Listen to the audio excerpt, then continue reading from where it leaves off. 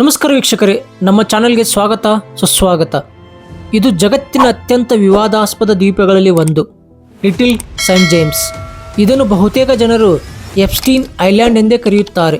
72 ಎಕರೆ ವಿಸ್ತೀರ್ಣದ ಈ ಖಾಸಗಿ ದ್ವೀಪದಲ್ಲಿ ಲಕ್ಸುರಿ ರೆಸಾರ್ಟ್ಗಳು, private jets, helipad, library, cinema hall ಎಲ್ಲವೂ ಇದ್ದವು. ಆದರೆ ಹೊರಗೆ ಕಾಣಿಸದ ಈ ಐಶ್ವರ್ಯದ ಹಿಂದೆ ಒಂದು ಭಯಾನಕ ಮತ್ತು ಕತ್ತಲೆ ಸತ್ಯ ಅಡಗಿತ್ತು.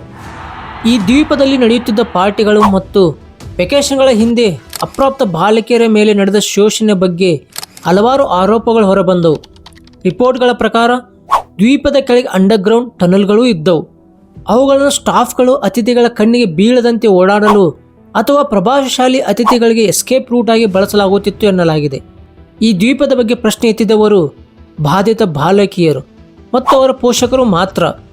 ಆದರೆ ಎಪ್ಸ್ಟೀನ್ ಜೊತೆಗಿನ ಪ್ರಭಾವಶಾಲಿ ಹೆಸರುಗಳು ಅವರ ವಿರುದ್ಧ ಮಾತನಾಡಲು ಯಾರಿಗೂ ಧೈರ್ಯ ಕೊಡಲಿಲ್ಲ, ಅದು ಹಲವು ವರ್ಷಗಳವರೆಗೆ.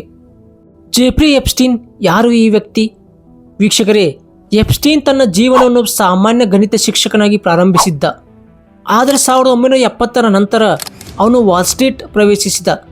ವಿಕ್ಟೋರಿಯಾ ಸೀಕ್ರೆಟ್ನ ಮಾಲೀಕ ಲೆಸ್ಲಿ ವೆಕ್ಸ್ನರ್ನಂತಹ ಮುಂತಾದ ಬಿಲಿಯನ್ಗಳ ನಂಬಿಕೆ ಗಳಿಸಿ ಅವರ ಹಣವನ್ನು ಮ್ಯಾನೇಜ್ ಮಾಡತೊಡಗಿದ. ಅದರ ಫಲಿತಾಂಶವಾಗಿ ನ್ಯೂಯಾರ್ಕ್ನ ಅತಿದೊಡ್ಡ ಪ್ರೈವೇಟ್ ಮ್ಯಾನ್ಷನ್, ಫ್ಲೋರಿಡಾ ಮತ್ತು ನ್ಯೂ ಮೆಕ್ಸಿಕೋದಲ್ಲಿನ ಆಸ್ತಿಗಳು, ಪ್ಯಾರಿಸ್ನ ಲಕ್ಸುರಿ ಅಪಾರ್ಟ್ಮೆಂಟ್ಗಳು, ಮುಖ್ಯವಾಗಿ ಎಪ್ಸ್ಟೀನ್ ಐಲ್ಯಾಂಡ್. ಎಪ್ಸ್ಟೀನ್ ತನ್ನ ಖಾಸಗಿ ಜೆಟ್ ಬಳಸಿ ಪ್ರಭಾವಶಾಲಿ ವ್ಯಕ್ತಿಗಳನ್ನು ತನ್ನ ದ್ವೀಪಕ್ಕೆ ಕರೆತರುತ್ತಿದ್ದ. ಮಾಧ್ಯಮಗಳು ಆ ಜೆಟ್ಗೆ ಲೋಲಿಟಾ ಎಕ್ಸ್ಪ್ರೆಸ್ ಎಂಬ ಹೆಸರು ನೀಡಿದ್ದವು. ಇಲ್ಲಿ ಬರುವ ಅತಿಥಿಗಳಲ್ಲಿ ರಾಜಕೀಯ ನಾಯಕರು, ಬಿಲಿಯನಿಯರ್ಗಳು, ಹಾಲಿವುಡ್ ಸೆಲೆಬ್ರಿಟಿಗಳು ಕೂಡ ಇದ್ದರು. ಬಿಲ್ ಕ್ಲಿಂಟನ್ ಎಪ್ಸ್ಟೀನ್ ಜೆಟ್ನಲ್ಲಿ ಹಲವು ಬಾರಿ ಪ್ರಯಾಣ ಮಾಡಿದ್ದರು. ಡೊನಾಲ್ಡ್ ಟ್ರಂಪ್ 90ರ ದಶಕದಲ್ಲಿ ಸ್ನೇಹ ಮಾಡಿ ನಂತರ ಎಪ್ಸ್ಟೀನ್ನಿಂದ ದೂರ ಸರಿದರು. ವೀಕ್ಷಕರು, ಈ ಪ್ರಕರಣಗಳಲ್ಲಿ ಕಾನೂನಾತ್ಮಕವಾಗಿ ಎಲ್ಲರೂ ದೋಷಿ ಎಂದು ಸಾಬೀತಾಗಿಲ್ಲ, ಆದರೆ ಪ್ರಶ್ನೆಗಳು ಇಂದಿಗೂ ಜೀವಂತವಾಗಿ ಉಳಿದಿವೆ. 2005ರಲ್ಲಿ ಕೋರ್ಟ್ನಿ ವೈಲ್ಡ್ ಎಂಬ ಯುವತಿ ಫ್ಲೋರಿಡಾದ ಫಾರ್ಮ್ ಬೀಚ್ ಪೊಲೀಸ್ ಸ್ಟೇಷನ್ನಲ್ಲಿ ಎಪ್ಸ್ಟೀನ್ ವಿರುದ್ಧ ದೂರು ನೀಡಿದರು.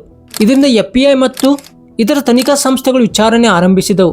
ವೀಕ್ಷಕರೇ, ಸಿಕ್ಕ ಸಾಕ್ಷಿಗಳು ಅಮೆರಿಕವನ್ನೇ ಬೆಚ್ಚಿ ಬೀಳಿಸಿದ್ದವು. 2005ರಲ್ಲಿ ಫ್ಲೋರಿಡಾದಲ್ಲಿ ಎಪ್ಸ್ಟೀನ್ ವಿರುದ್ಧ ಅತಿ ಗಂಭೀರ ಆರೋಪಗಳು ಕೇಳಿ ಬಂದವು.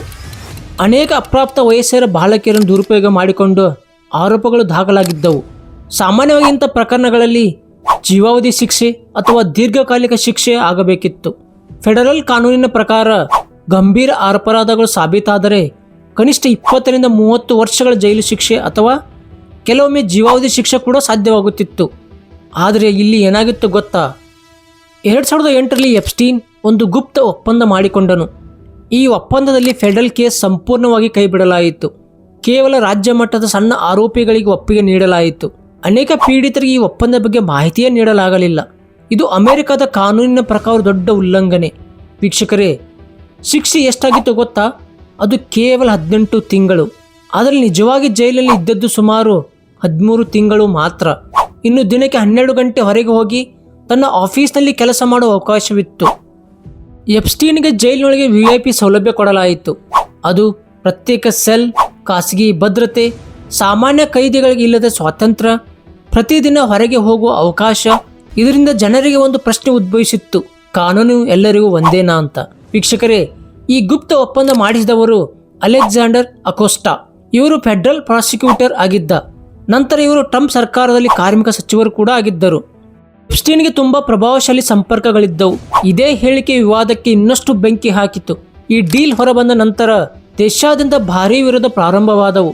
ಜಸ್ಟಿಸ್ ಫಾರ್ ವಿಕ್ಟಿಮ್ ಚಳವಳಿ, ನ್ಯಾಯ ವ್ಯವಸ್ಥೆ ಮೇಲೆ ಜನರ ನಂಬಿಕೆ ಕುಸಿತ. ಇದನ್ನು ಇಂದೂ ಕೂಡ ಅಮೆರಿಕದ ನ್ಯಾಯ ವ್ಯವಸ್ಥೆಯ ಅತಿದೊಡ್ಡ ವಿವಾದಗಳಲ್ಲಿ ಒಂದು ಎಂದು ಕರೆಯಲಾಗುತ್ತದೆ.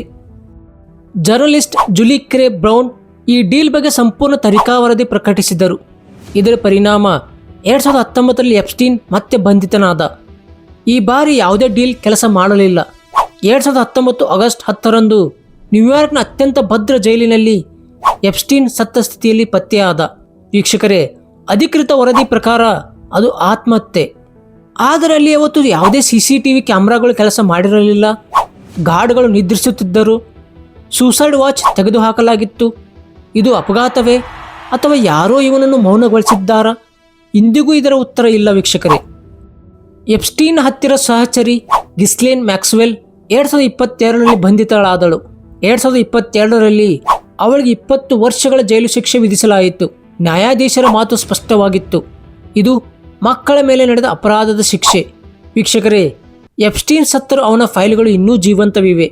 2024-25ರಲ್ಲಿ ಸಾವಿರಾರು ದಾಖಲೆಗಳು ಸಾರ್ವಜನಿಕವಾದವು, ಆದರೆ ಇನ್ನೂ ಲಕ್ಷಾಂತರ ಪುಟಗಳು ಬಿಡುಗಡೆ ಆಗಬೇಕಿವೆ. ನಿಜವಾದ ಸತ್ಯ ಇನ್ನೂ ಸಂಪೂರ್ಣವಾಗಿ ಹೊರಬಂದಿಲ್ಲ.